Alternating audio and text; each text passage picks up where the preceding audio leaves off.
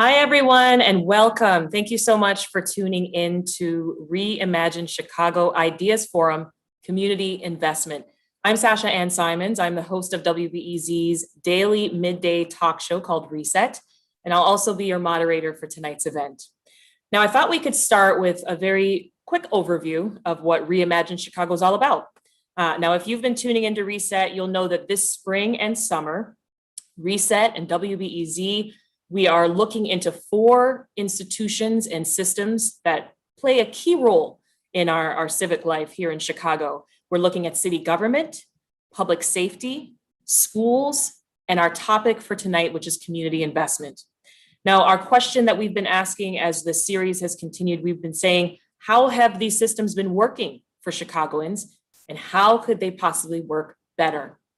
This is a collaboration between WBEZ and the University of Chicago's Center for Effective Government at the Harris School of Public Policy. So we want to give a special thank you to that team for their partnership, and they are led by Professor William Howell. So thank you so much for joining with us on this endeavor. Now, on the radio show, if you've been tuning in, you'll know that we started out with city government. We did a week-long series of conversations all about city government, all about city council, aldermen, all of the things that need to change with those systems. We then moved on and we did 4 Mondays in the month of May, talking about community investment and economic development. And tonight we are joined by 5 guests who are going to help us continue that very same conversation on community investment. Now we're going to discuss a number of things. You're going to hear a lot of bold ideas. We are going to talk about Mayor Lightfoot's Invest Southwest program. And you'll also hear from 3 civic leaders about what they have to share, their bold ideas for how things can be better. What's most important is that we want you to participate in this discussion as well. So we want to hear your ideas. If you have any questions, any suggestions, any ways that you think that we can reimagine community investment here in this city, I want you to drop them in the comments. We will take a look at those. We'll try to weave as many of them into the conversation as possible as the night goes on. All right, so let's get right to it. With us now is my first guest, Natalie Moore. She is a reporter on WBEZ's Race, Class, and Communities desk, which covers issues like race, housing, and economic development. Natalie is also a Chicago native. She's a playwright and an author. Her book, The South Side, A Portrait of Chicago and American Segregation, an excellent book. Welcome, Natalie. Thanks for joining us. Hey, Sasha, thanks for having me.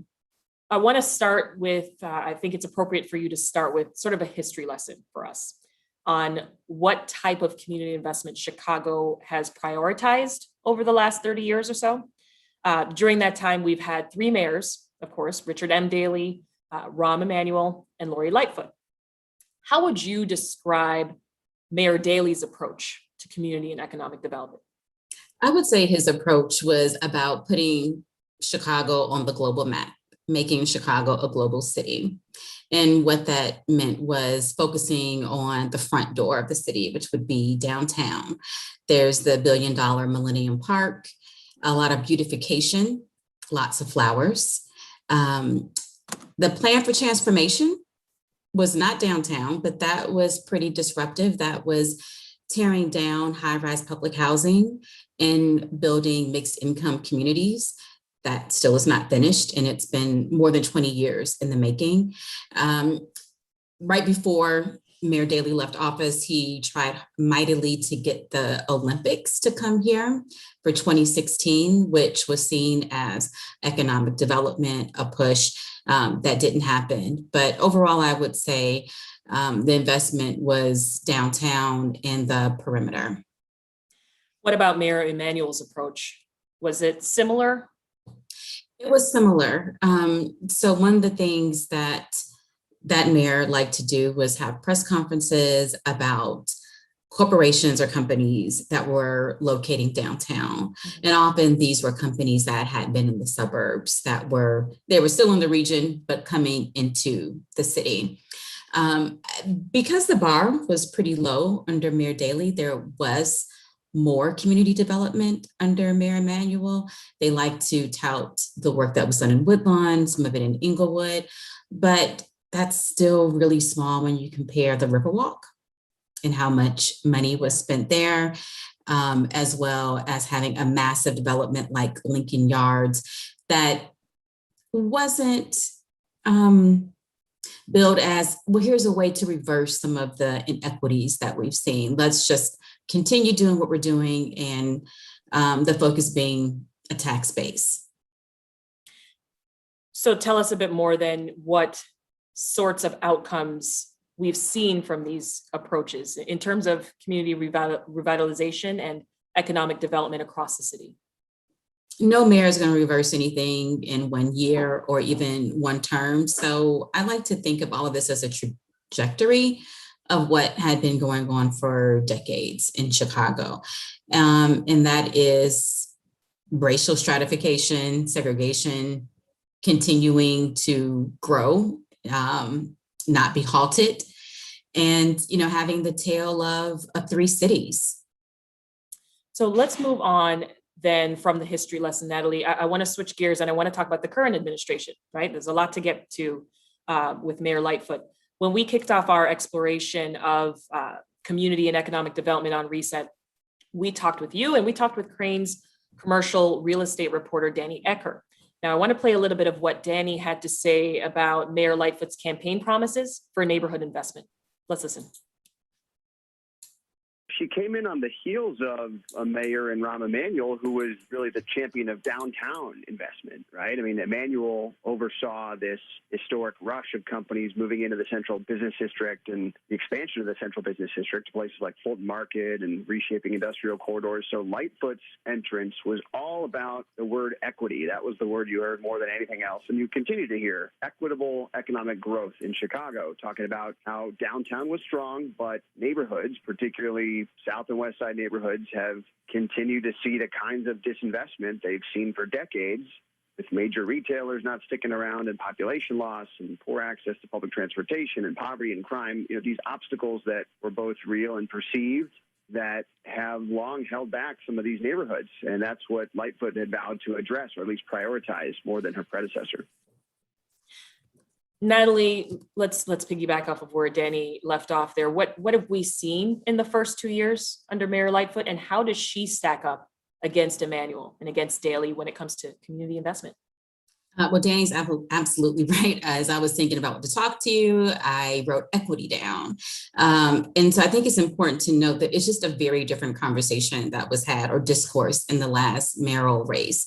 And equity and race were the expectation to be talked about in community development. Mayor Lightfoot is early in her tenure, so she doesn't have a legacy yet. I don't think we can say anything definitively, but I do think this is an area that people don't talk about enough when they're assessing how she's done so far. I think that she will count a win with the redevelopment of Michael Reese Hospital, that empty site that had a lot of community input. I believe when we were on with Danny, he said that some of the downtown business people feel like they're being overlooked because she is talking about investment on the South and West sides. And I know we're going to talk a little bit about her signature, where she's putting all her eggs in this basket, is Invest Southwest. Do you think that the mayor is inspired by other cities who have some similar models? And if so, what cities and what outcomes have they seen? I don't know that she's inspired by other cities. That's not something that I've talked to her about or heard her mention when she talks about economic development. She usually frames it in terms of, making sure Black and brown neighborhoods are getting what they need. The director of planning and development is actually someone with a design background, Maurice Cox. He had been the head of development or planning in Detroit.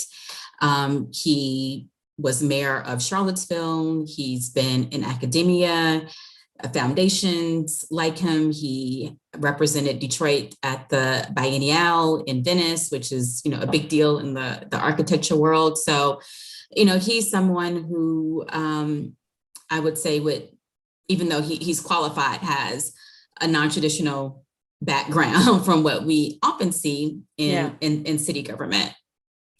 Well, this is an ideas forum. And so we are going to ask every single guest tonight to offer an idea that they've seen somewhere else that inspires them. So I'm going to start with you, Natalie. What would you like to highlight? And do you think that it could actually work here in Chicago? This sounds very basic, but I think it's listening to community, and community can mean different things, even in a small neighborhood. There are lots of different ideas, but I think about Inglewood in the old fire station that I've heard for years. People said that should be redeveloped. And now RFPs have gone out for it with Invest Southwest. Same in Auburn Gresham. There's an abandoned building that they wanted to make a healthy hub, and now that's on its way. I have heard older people say, DPD isn't listening to me. They're not listening to community. And that's the rub. Who is community? And often our city council members think that they are the community, and they're not. So I think it's listening to the folks in the communities know what they want with that abandoned building. They know what they want with the corridor. And it also can't just be a one-off. Oh, well, we're going to do this thing here. It can't be piecemeal. It has to really be intensive. We talk about wraparound services in education. It has to be wraparound services around community. Listening sounds so simple, just like you said, Natalie, but it can be but- so effective. It can Yeah. be so effective. Yeah. Well, we're going to leave it there for now. Natalie, thank you so much for hanging out with us this evening. Thank you. See ya. Bye. Bye-bye. Now let's dig a little deeper into Mayor Lightfoot's community investment program. It's called Invest Southwest. Our next guest is Jim Harbin. He's Deputy Commissioner of Chicago's Department of Planning and Development. Jim manages neighborhood development initiatives like Invest Southwest and the city's Neighborhood Opportunity Fund. Welcome, Jim. Thanks for joining us. Thank you, Sasha. It's a pleasure to be here. We would like to remind you as well, viewers, that you can help shape this conversation that we are having tonight. So if you've got a question for Deputy Commissioner Harbin, we want you to drop it in the comment section. Again, I'm going to try to weave in as many of these questions and suggestions into our discussion as possible. So Jim, I'm going to start with this Invest Southwest initiative. First of all, tell us about it. How does it work? Mhm. What's the overall goal here? Yeah, and Invest South and West, and by the way, we get that question all the time. And, the more we are moving towards the end of 2021 and to 2022 and have actually engaged this initiative, it's becoming quite clear what it is. It's being intentional, even in the name, Invest South and West. Ironically, that's exactly what we want to do. We want to invest where historically that investment has not taken place, particularly at the level that we envision it taking place, and quite frankly, where it's absolutely needed. We think that the signal that the city can provide and marshal resources, public dollars to South and West Side communities could be a signal to the private sector to do the same thing. And as a result, it will give not only these communities an injection of much needed economic development, but also would foster opportunities for local entrepreneurs literally to get into the game and build capacity. And that's what our hope is for Invest South and West. Well, then tell us about the 10 neighborhoods that are involved in the program. Which ones did you choose, and tell us why you chose them? Yeah. So, Natalie, your guest right before I just jumped on, talked about the front door to Chicago. Well, we literally looked at communities and looked at corridors that were the front doors to those communities. And if I could, there's 10 communities that we selected right away. Roseland Pullman, North Lawndale, Austin, Humboldt Park, New City, Bronzeville, Inglewood, which is where I'm from, by the way. I'm living in Inglewood now. Auburn Gresham, South Shore, and South Chicago. And what we wanted to do is to make sure we looked at communities that were vibrant, communities that had great front doors. And so we selected corridors in those communities, and with the intent of bringing in strong community-based organizations that were representative of those corridors, and also where we could foster and help support previous investment. So can you pick apart some of those neighborhoods for me and tell me specifically why they were chosen to be part of this project? And then you can sort of break down the corridors that you're revitalizing here on the south and west sides. Talk a bit more about Sure. that. Yeah, I can give you a couple of quick examples. So my own neighborhood, Inglewood, Natalie talked about the historic fire station that is, right behind the Whole Foods that was previously built. From our lens, that's a no-brainer. The community has always pointed to that fire station as something that they wanted to see revitalized. There had been previous investment in that area for the Whole Foods store and the Inglewood Square Market. And yes, we thought that we could attract private investors to respond to an RFP that we put out for that particular project. And lo and behold, we did. And, there was a developer selected, Inglewood Connect. They're going to do a $10 million renovation of not only the fire station, but additional development in and around that area. So that's kind of where we want to leverage, our signal that we are aiming at investment and icons and literally opportunity sites within these corridors to help attract more private investment. I'll give you one more. In Austin, there is a historic landmark building, the Laramie State Bank. And again, we talked to the community. The community had already done their planning. They had already identified that particular project as an icon that they would love to see redeveloped. And we just put together the data and signal that that's where the city would invest as well. And again, we attracted a developer to the table, Austin United Alliance. They're going to do a $37 million project, which not only renovates that particular building, but also brings more housing and density into the area. If we could look 5 or 10 years down the line, what do you think Invest Southwest could do for Englewood? And what do you think the long-term impact could actually be here? Yeah, what a great question, Sasha. That's actually the end game. The end game is what would be the result of this effort. And we see it in 2 ways. One, that signal that investment is not only needed in these areas, but possible. And not just to outside private investment.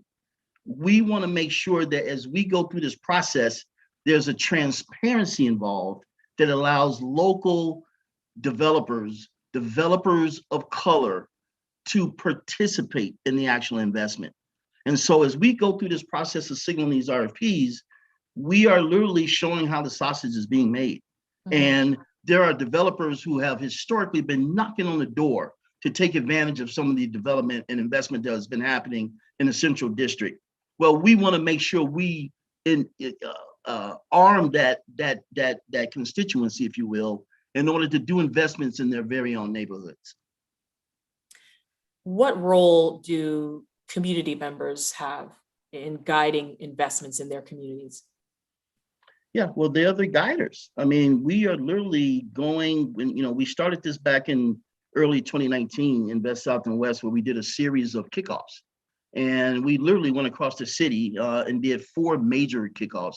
We averaged almost 700 people per kickoff with the signal that we were going to be coming back and conducting what we call neighborhood roundtables. And with those neighborhood roundtables, we literally signaled, the litany of opportunities that we saw as a planning department, and literally had communities decide which one of those opportunities we would start first.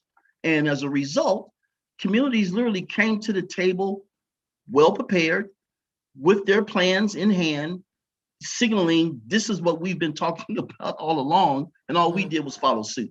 So we want to have a process. When you talk about a 5-year plan, 1, communities should be involved in investment, period.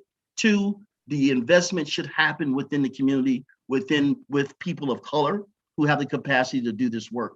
And then 3, yes, we should see a revitalized community as a result. And that's the aim. A quick reminder to our viewers to drop your questions for Jim on the Lightfoot administration's community investment initiatives and their priorities in the comments, and we'll weave them in throughout the conversation.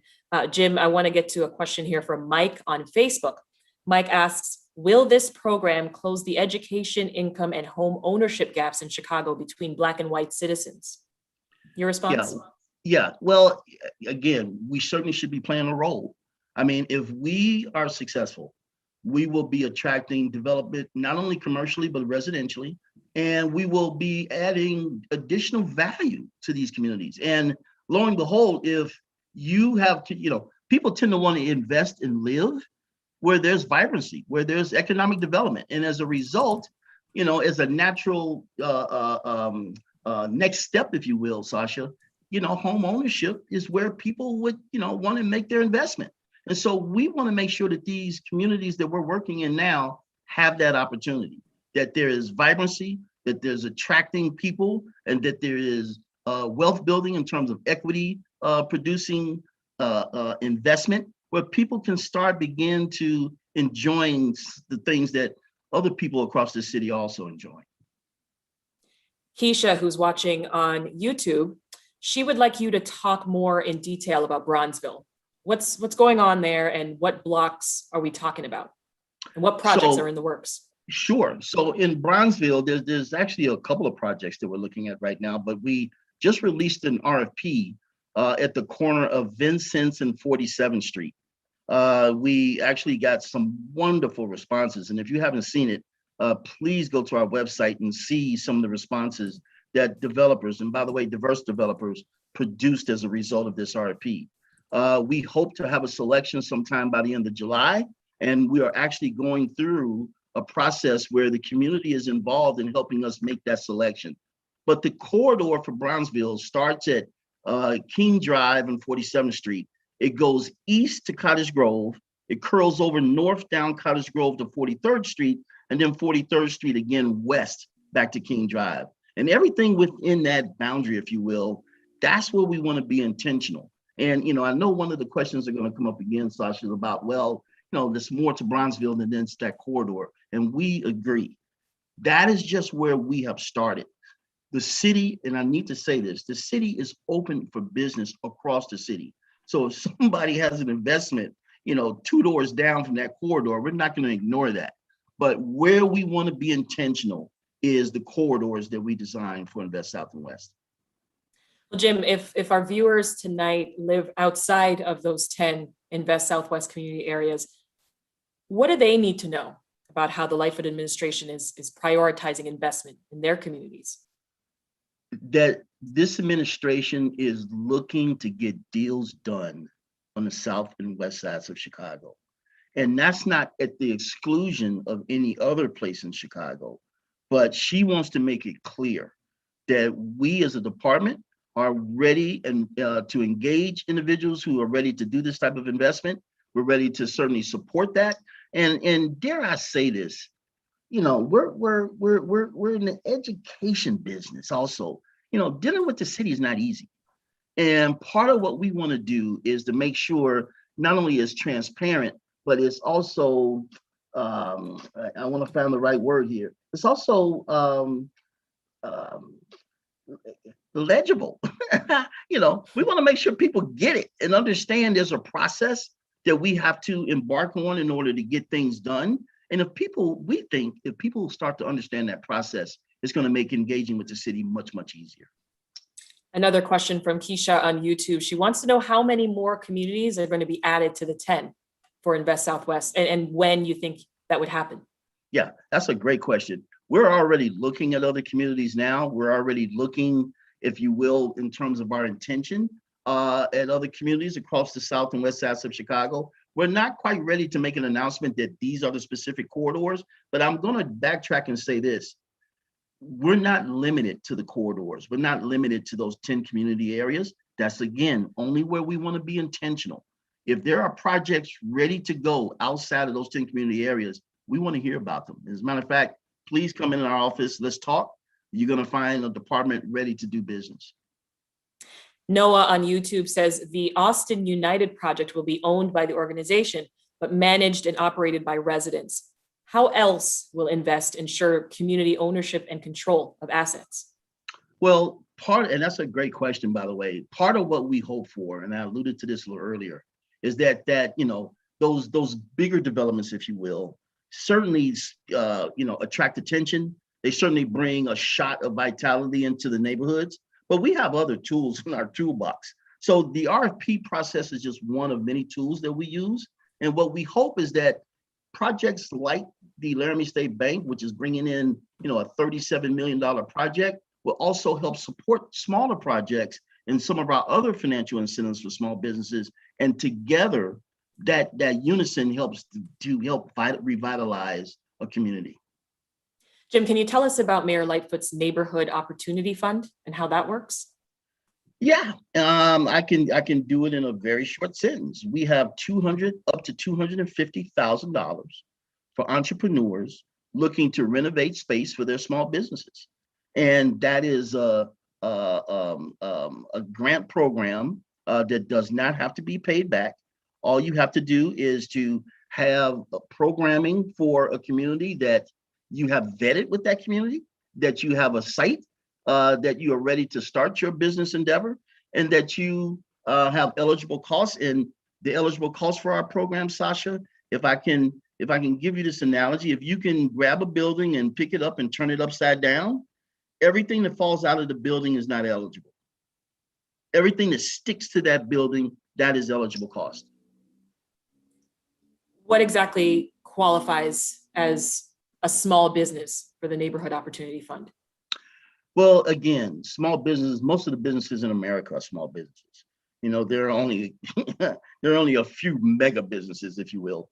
So do you need like a certain number of employees or a certain amount of revenue? And the threshold is some outrageous number, like 100 employees or something like that. So most small businesses are going to qualify under that criteria. But what we're really looking for are businesses that are looking to invest on the south and west sides of Chicago, looking to help revitalize buildings that have long been vacant and abandoned, that are bringing in jobs to the community. Those are the type of things that our selection committee and our team are looking for when we make selections to finalists.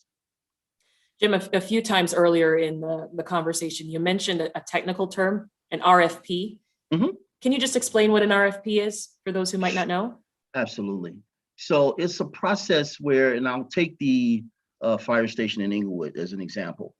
What we did as a department is really dissected what that asset is and made sure you, Sasha, as a developer, understand the square footage, what the zoning is, what the capacity is in terms of what the community would like to see in terms of programming.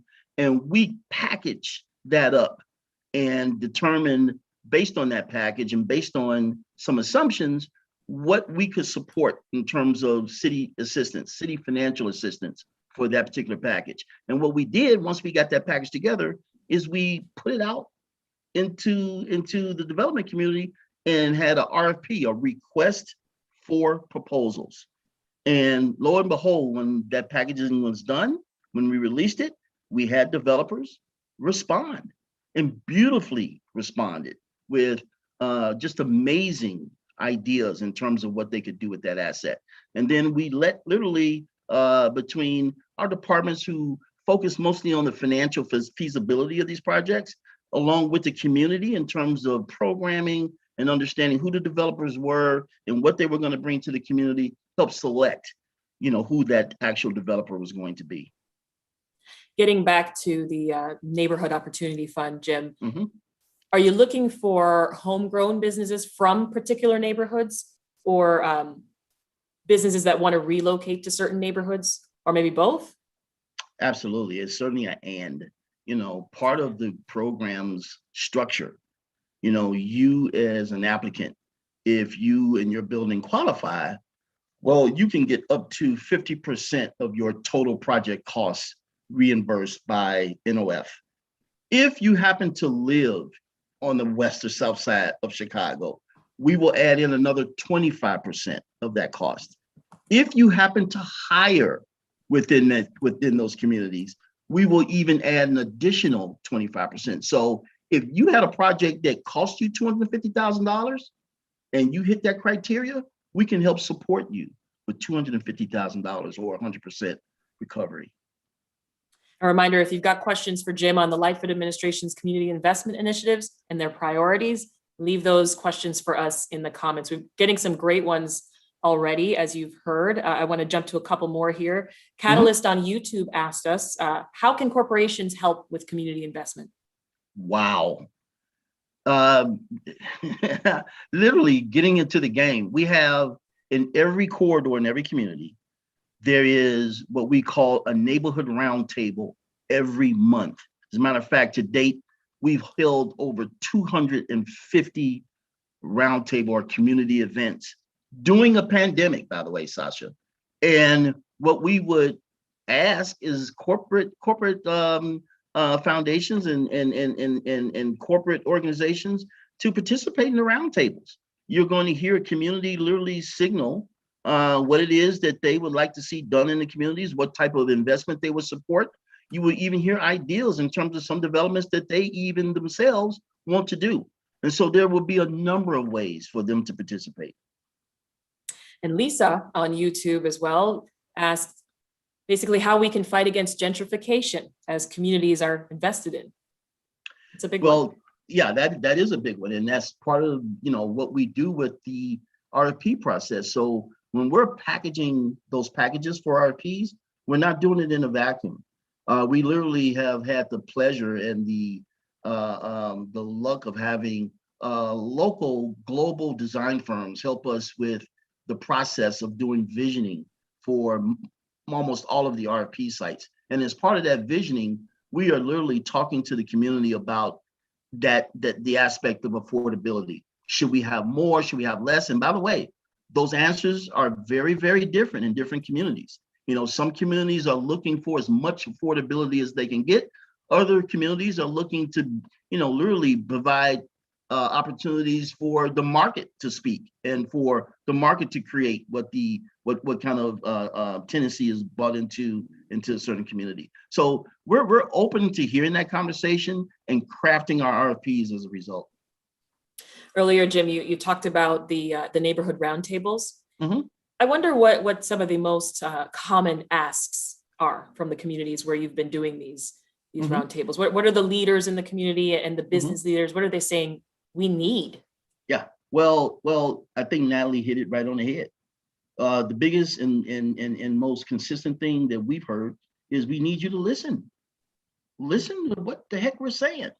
And so we are really leaning into that aspect in terms of making sure that our ears are open, and obviously that is coming from somewhere. So that historic perception and reality of not being heard is something that we pay very, very close attention to. And so we're trying to be extremely intentional about making sure we hear community leaders and respond as a result. I asked Natalie a question earlier, and I'll put it to you just to see if you've got any additional input here. But I wondered whether the mayor was inspired by other cities who maybe have similar models here. Yeah, and so I can't necessarily speak for the mayor, so I don't quite know the answer to that, Sasha. But I tell you, I as the manager of the Neighborhood Opportunity Fund and talking to Commissioner Maurice Cox, he did signal a program that I found fascinating that was conducted in Detroit called the Motor City Match, in which it was a program that provided much similar to what we're doing with NOF, with Neighborhood Opportunity Fund, a grant program for small businesses looking for spaces. But that program took it a step further and literally engaged property owners and had property owners literally signal to that small business community that they had available space to help support the grant program. And as a result, the city became not only supporter of that type of activity, but also matchmaker, if you will, in terms of making sure entrepreneurs were connecting with spaces. So that's something that we're paying attention to right now. And, we're actually developing some new programming, or really shaking off the dust of an old program that might help us do that. On the roundtables that we were just talking about, Jim, Sarah on Facebook writes, how can we join? You can reach out. I'm going to give my email, if that's okay, Sasha. Certainly, yes. Yes, reach out to james.harbin, Harbin, at cityofchicago.org. And, let me know who you are, which neighborhood you want to connect to, and we will very easily connect you to that roundtable group. Thank you for that. Now, we have talked about how the city can invest in neighborhoods. Mm-hmm. We've addressed a question about what corporations can do. Mhm. Now, Lawrence on YouTube wants to know, how can individuals invest and contribute? Wow. That's a great one too. And again, I'm going to signal to the neighborhood roundtables as a way to connect. There is a number of ways to support this effort. We want to highlight, the vast amount of opportunities that you see along Lawndale and Humboldt Park and Austin and Roseland. We want people to know that there are true opportunities to invest in those areas. And so the more people who are aware, I think helps support that. And again, it cannot just be that large RFP. It could be you as a small business needing a space. It could be training in terms of individuals who need jobs. We need all sorts of things. And even the additional planning now that's going to come as a result of some of this activity. We need that type of support. So getting involved, I think, is the best way to support what we're doing. We are about 18 months or so in to the program. Are there shovels in the ground yet? There are not, in terms of the RFPs, they're not, but in terms of the Neighborhood Opportunity Fund, absolutely. As a matter of fact, to date, we've got 32 completed projects with a total investment of a little over $7 million, and about $4 million of that have been NOF funds. So the Neighborhood Opportunity Fund and the sponsored projects, as you can imagine, of course, that is very robust and getting better. The RFP process, we're still early in the game. We've only been in about a year, a little over a year now. We've got developers selected. They're getting their financing in order, and we hope to have shovels in the ground by the end of the year. There's an interesting question from Tessa on Facebook. Tessa writes, I wish nonprofits were a bigger part of the conversation when we talk about community development in Chicago. Businesses aren't the only thing that bring value to neighborhoods. Are there incentives to support nonprofits for them to occupy space in major city corridors? Absolutely. As a matter of fact, nonprofits were one of the keystone elements we were looking for in terms of our selections of the corridors. And as a result, not only did we select corridors, not only based on their front door geography, but also how strong nonprofits were in the area. And as a result, many of the nonprofits in the area actually were selected as what we call corridor managers, who are helping to even craft what the Roundtable's agenda looks like on a monthly basis, and really set the table in terms of what we talk about. One of the things I didn't I don't think explain well, the Roundtables are designed to have not only the community come to the table, but that's where the city actually comes to the table as well and listens. And as a result of ideas that come as a result of the Roundtables, we got the support of every single department in the city of Chicago, and are ready to engage based on those ideas. And as a result, many things have taken place, like the RFPs. There's a lot of work that's going to be done on many of Chicago's streets as a result of listening to the community. And I can go on and on with that, but that's what that platform is for that engagement, to not only have those ideals surface, but also get action. Noah on YouTube, who had a question for you earlier about Invest Southwest, he's back with another question. And I like this one. This one really touches on some of the discussions we've been having throughout the month of May on the Reset program. He says, TIFs play a significant role in Invest's toolkit. How will it prevent some of the abuses of TIFs that we've seen in the past? And that's tax increment financing. Yeah. And the short answer is due diligence. And so, it is to his point, one of the most powerful tools we have to help spark economic development. And we're using that tool to help support some of the investments that are coming as a result of the RFPs. But yeah, it's a matter of just having due diligence be a part of the process, and transparency in terms of just really having the community understand how these dollars are being used to support economic development. Vivek on YouTube has a critique. He says, this feels like a, quote, localized version of trickle-down economics targeting massive projects and hoping that the community benefits. What do you say? I say they haven't talked to my NOF team. That's the lion's share of our investment right now. That's where we engage the most folks right now. We've got 32 projects. We just completed a round we did 60 new finalists last year. We're about to announce another 30 to 32 finalists by the end of this month. That's where the department hits the ground running, because we engage many, many, many more small businesses with that particular program. There's another program we have called the Small Business Improvement Fund. And again, it's a program that's been around for over 20 years. And we've got businesses who have historically used this program, Sasha, on the north and northwest sides of the city.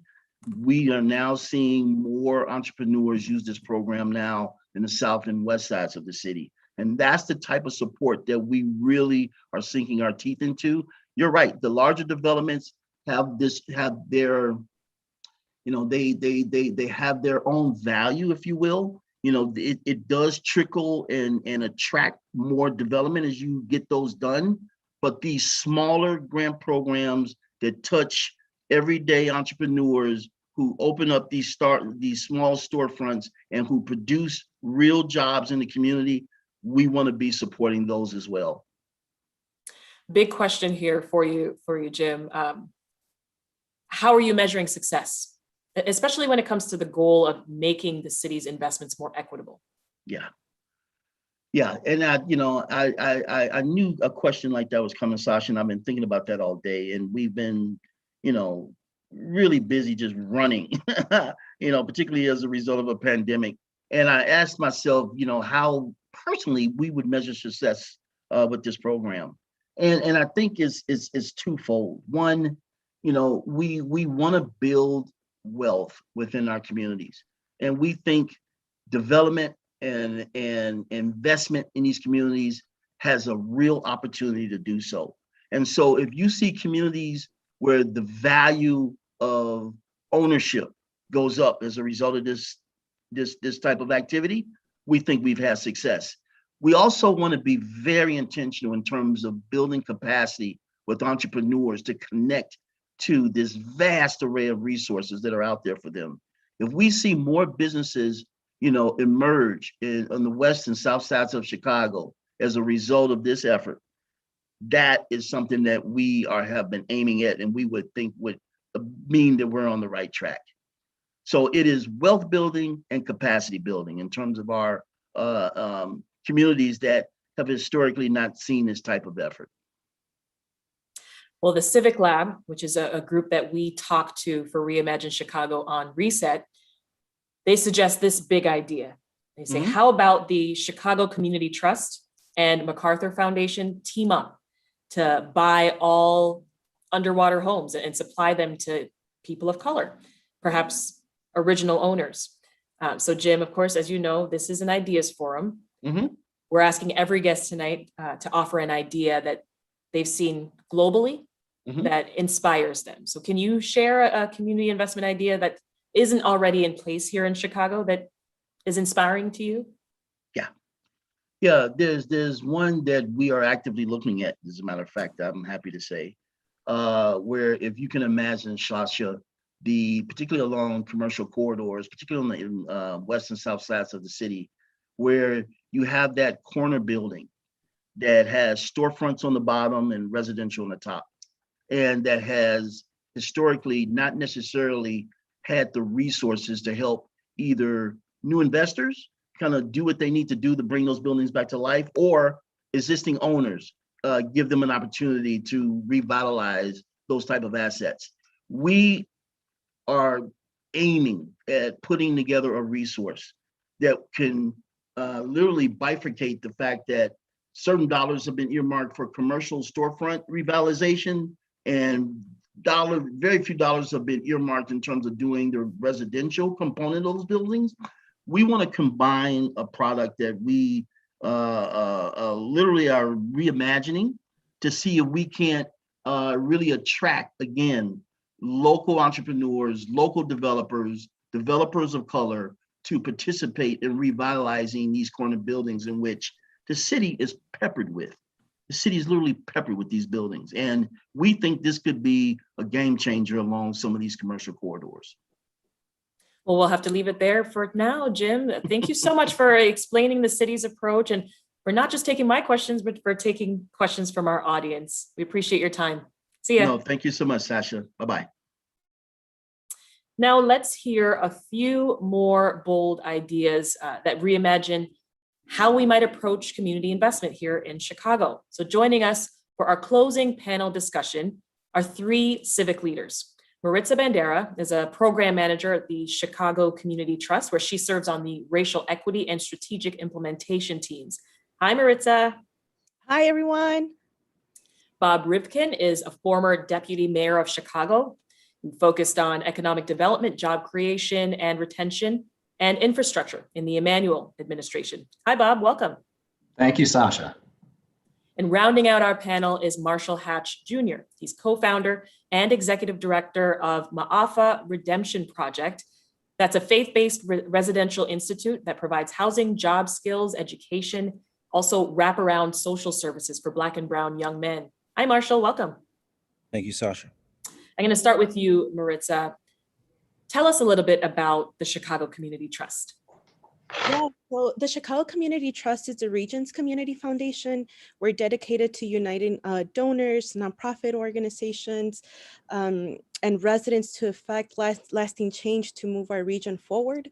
Since 2019, we have made the commitment that we will dedicate our discretionary spending over the next decade to reduce the growing racial and ethnic wealth gap in Chicago.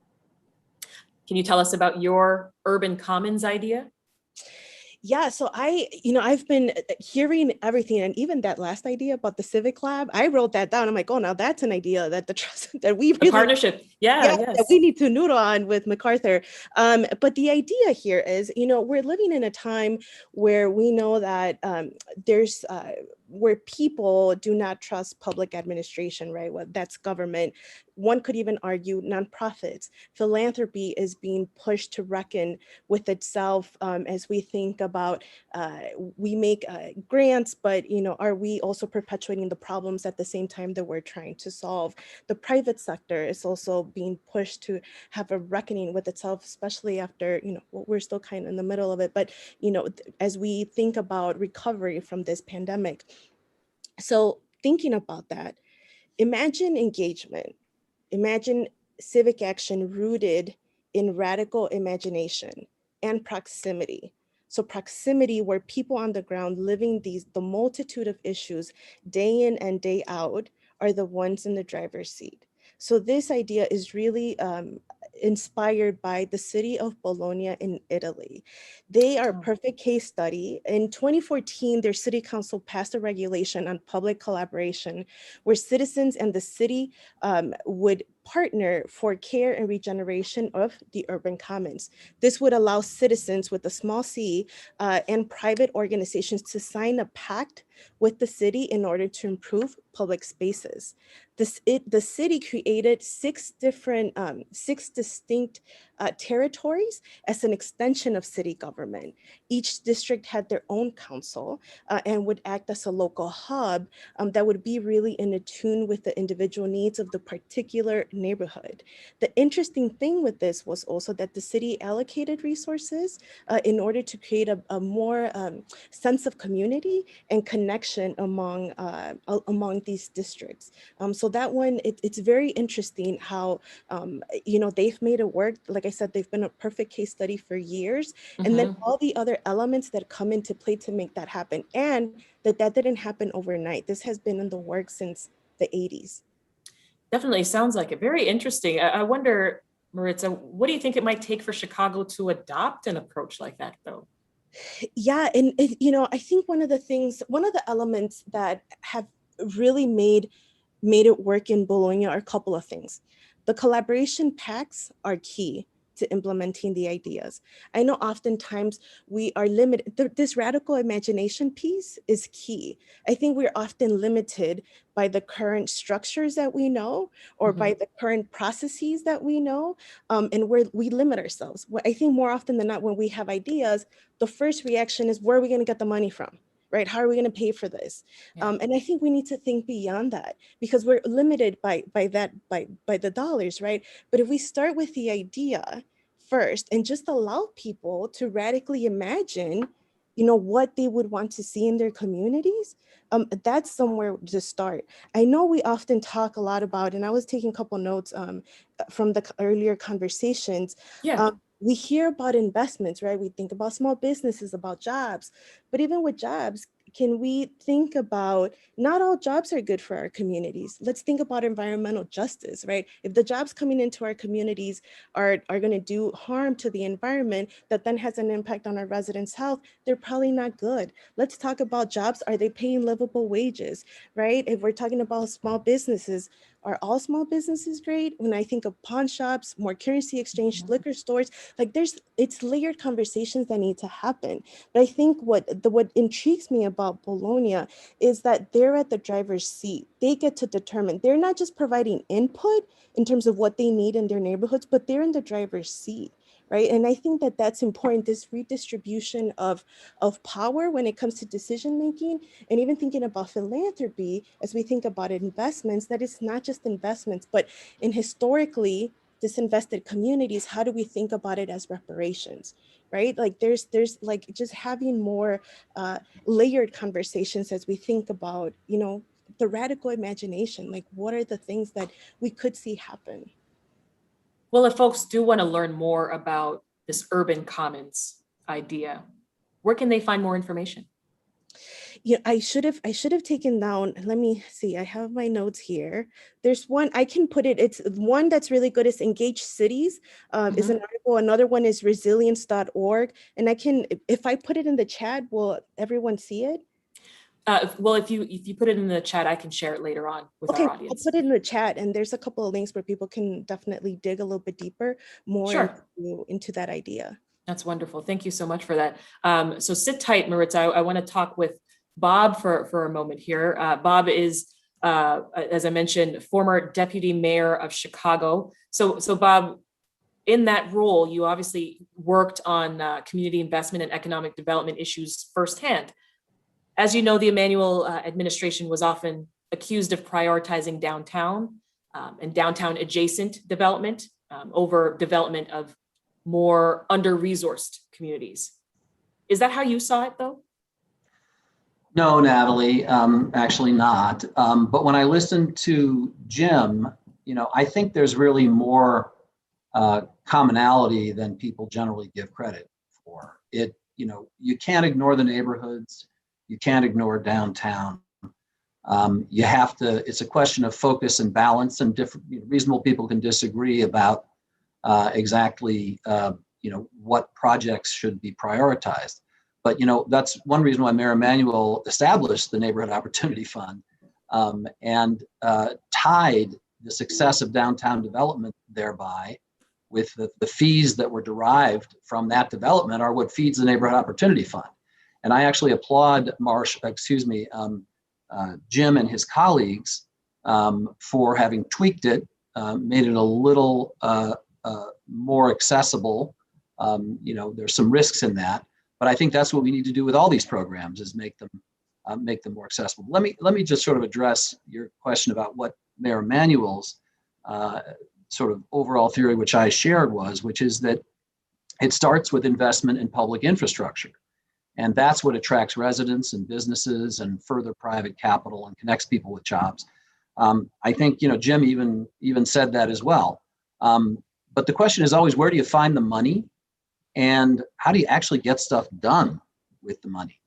One of Rahm's greatest assets was he knew the federal government and those programs, and he was able to get over $4.5 billion for transportation infrastructure. So you may all remember the Red Line South renovation, the 95th Street station that's now the gateway to Chicago State, the Red Purple modernization, which is still going on, the Blue Line, a bunch of stations on the Green Line, including Cermak Motor Row in Bronzeville and the Garfield Gateway, Washington Park, West Side, Damon and Lake. $1 billion worth of public and private investments in parks all over the city, libraries all over the city, including for the first time in CHA public housing, bridges, which many of us are familiar with who frequent the lakefront, connecting the South Side with the lakefront for the first time ever at 35th and 39th, 41st, 43rd. So, TIF is a whole different topic. We don't have time for that now. And I know you've addressed that in prior shows, but yeah, the reality is the vast majority of TIF projects were schools and parks and transit and affordable housing. So, everyone talks about Lincoln Yards, but, there was a lot of attention paid to public infrastructure all over the city. But I want to add a couple of things, Sasha, if I have the time. Sure. One is that,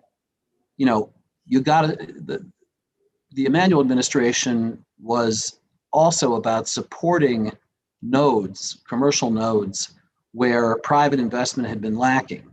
And now that takes a lot of hard work. And I'm sure, Jim and his colleagues are discovering that. But, people may not remember, and I don't know if Natalie really gave it due credit in her remarks, the grocery stores in Englewood and Bronzeville and South Shore and Woodlawn, the major grocery stores that didn't just arrive there. There was a reference to, there's a Whole Foods in Englewood. Well, my God, getting that Whole Foods in Englewood was difficult because private companies need a return on their investment, and convincing them that they're going to get that return is difficult, not only when they make the investment, but to even keep them engaged. And it's still a challenge to do that.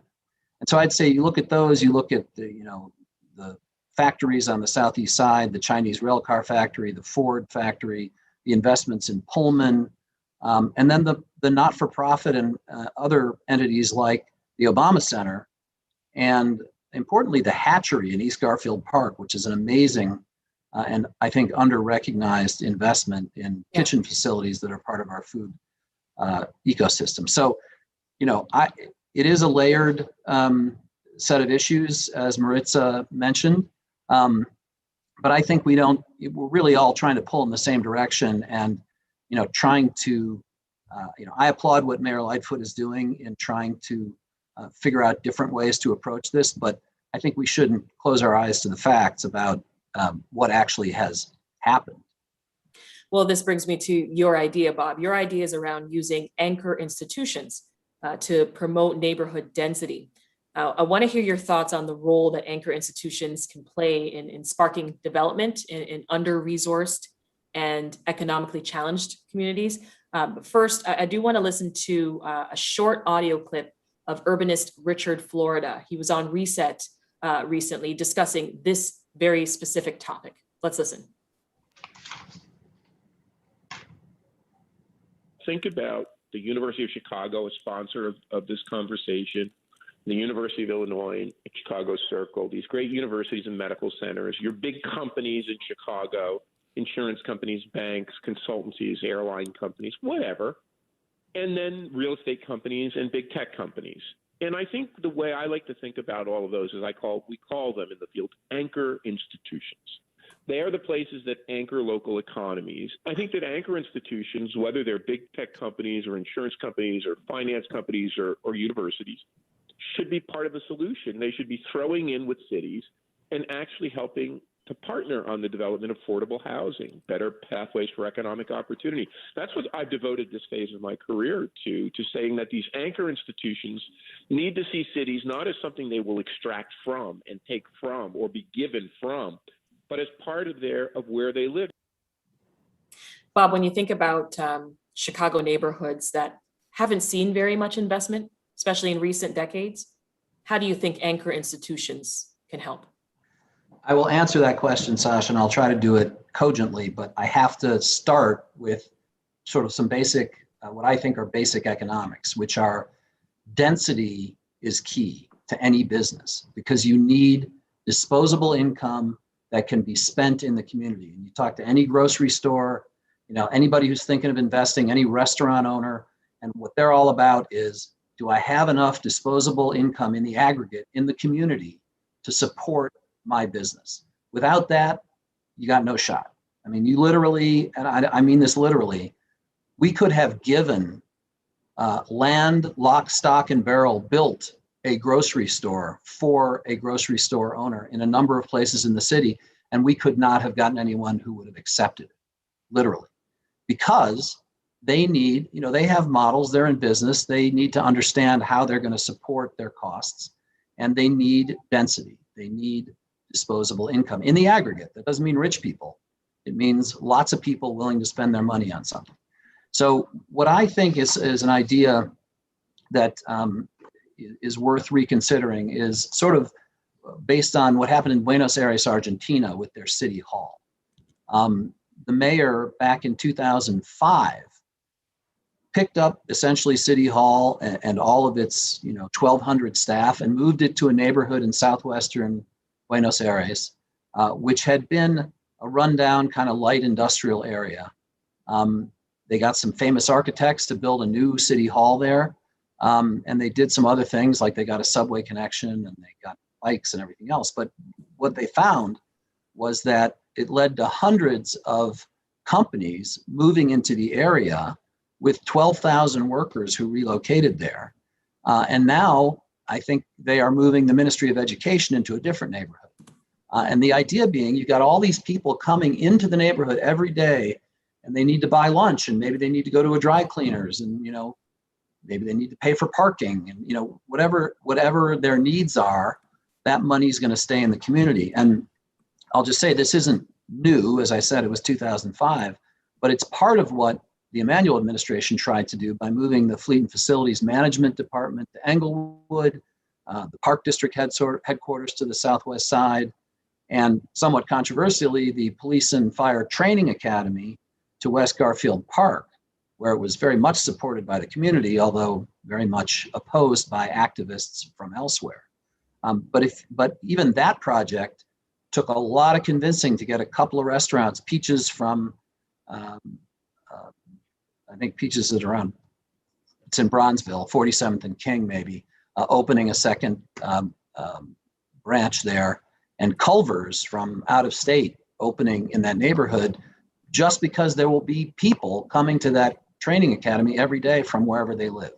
So I think this idea, and there's, my hope is that, there's only so many city departments and city workers, but there are a lot of purpose-driven institutions in this city, and big ones, who, if they decided to relocate their headquarters to a neighborhood that could use an influx of people with some money to spend in their pockets, that would be transformational for those neighborhoods. Bob, if folks want to learn more about anchor institutions, where can they find more information? And perhaps like Mayor Emanuel, I'm not, an academic or even a planner, but I learned about this through actually visiting the new City Hall in Argentina, and in Buenos Aires, and through understanding, how to make these moves in Chicago. But it's easy to Google the Buenos Aires City Hall, and you can learn all about it. There are some questions about, as there ought to be, about how much did it cost and who's got the benefit, and there are always going to be those questions. And I agree that we need, as with TIF, more transparency so that we can analyze, were these investments actually worth it, and learn from that. Let me move now to Marshall. Marshall, before we jump into your idea, can you tell us a little bit about the Ma'afa Redemption Project? Sure. You can't understand Ma'afa without understanding New Mount Pilgrim Church. It's the sanctuary space where I am now, located in West Garfield Park, right on Washington and Kildare. The church acquired this space from the Archdiocese in 1993, and it began to transition some of the Eurocentric art out with African-inspired art. And one of the 3 stained glass rose windows that the church installed was the Ma'afa Remembrance Window, which is the largest iconic display of the Middle Passage or the transatlantic slave trade in the world. And it features a Black man's body whose torso is the iconic Brooks slave ship icon, which was propagated by British abolitionists in the late 18th century. And Maafa is Swahili. It simply means catastrophe or great disaster. Cultural scientists such as Marimba Ani popularized it in the 80s and the 90s to talk about what has been wrought on African humanity all over the globe. And of course, in neighborhoods like mine, what Maafa looks like is the continued disinvestment decade after decade, including not being included in the Invest Southwest initiative. You're actually working on a specific project related to anchor institutions, like we were just talking about, and that's the effort to bring a medical center to West Garfield Park. Can you give us some background on that? How did the project get started, Marshall, and what was the inspiration? Sure. Well, it's exactly what the urbanist, Mr. Florida, talked about, which is using a health center as an anchor institution to drive community development and economic development. And so West Garfield has never had a quality of life plan. So a few of us, CBOs, community-based organizations, got together and we decided to apply for a quality of life plan with LISC, the Local Initiative Support Corporation.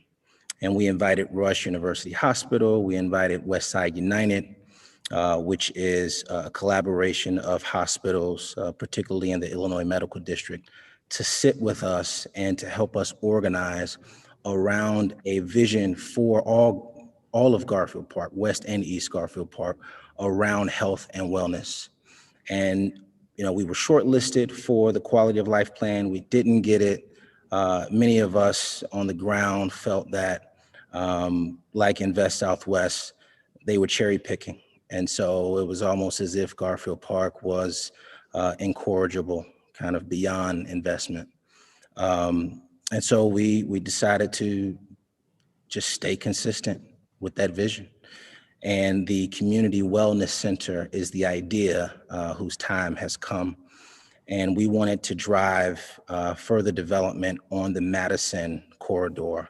Many in the older generation in this community, they remember Garfield Park really being a 15-minute neighborhood, which of course means that everything that they needed was within 15 minutes of a 15-minute walk or a bike ride.